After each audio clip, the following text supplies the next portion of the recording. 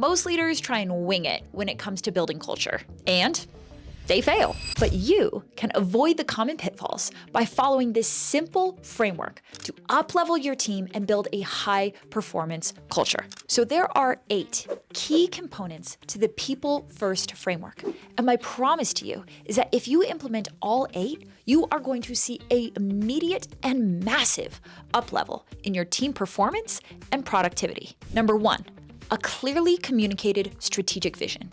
Have you as a leader clearly told your team, this is where we're going and this is how we're going to get there? Your people might be all-stars, but if they don't know what success looks like, if they don't have a finish line to run towards, how could they possibly bring their best to the table? So it is up to you, the leader, to not just have your strategic vision in your brain, but to clearly communicate it on an ongoing and continuous basis, so your team is consistently clear and aligned towards a single definition of success, towards a single set of goals. Core pillar number 2 is something called intrinsic motivation. Do you motivate your team through raises and promotions or punishments and disincentives? Those are called extrinsic motivators. And the truth is, they actually don't work that well. Intrinsic motivation is the motivation that comes from within us. It is the desire that I have as a member of your team to show up every day, bring 120% to the table, and give it my all. Is that how your team shows up every day? Or are they just showing up, doing the good enough job, closing their computer at 5 p.m. and never thinking about it again? The difference is you and your leadership. How are you creating intrinsic motivation, top down and horizontal across your business? Core pillar number 3 is radical ownership. This is the single biggest differentiator between mediocre teams and high performance teams. Does every single person on your team show up each day? Does every single person on your team own a result? Do they understand exactly how they drive the money pipeline? And do they have full, complete, and extreme ownership over making that result happen? Do they take ownership for the learning curve and the level up that they're going to have to go through? Do they take ownership for the mistakes and the failures that they make along the way?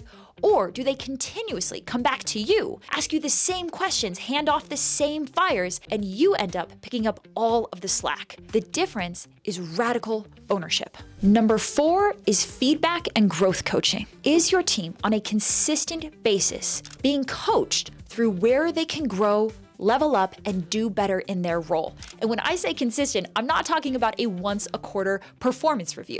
I am talking about every week, every other week. They are sitting down with their manager and talking through where they have the next opportunity to grow or perform better. In teams where each individual is being consistently challenged to level up, you see on average 2.1x the increase in productivity across the entire team, meaning that you could double your revenue with the same exact group of people that you have today, and all of that money would drop straight to the bottom line in the form of profit. Core pillar number 5 is something called role clarity. Does it feel like everyone is wearing every hat all the time?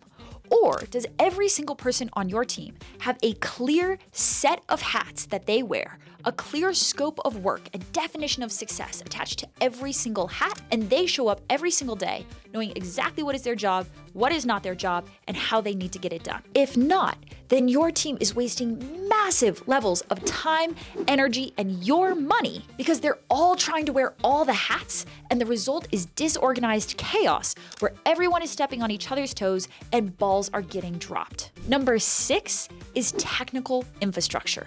Systems, SOPs, processes. Does your team have the ability to show up and do their best work every day because they are supported by the tools and the systems that they need? When I was COO for my first 7-figure business, my team was literally 3x more productive than our closest competitor because I took the time to build the automations, the systems, and the SOPs that they needed to be as effective and fast as possible. Core pillar number 7 is called HR systems, and there are 4 of them: hiring, onboarding, management, and firing.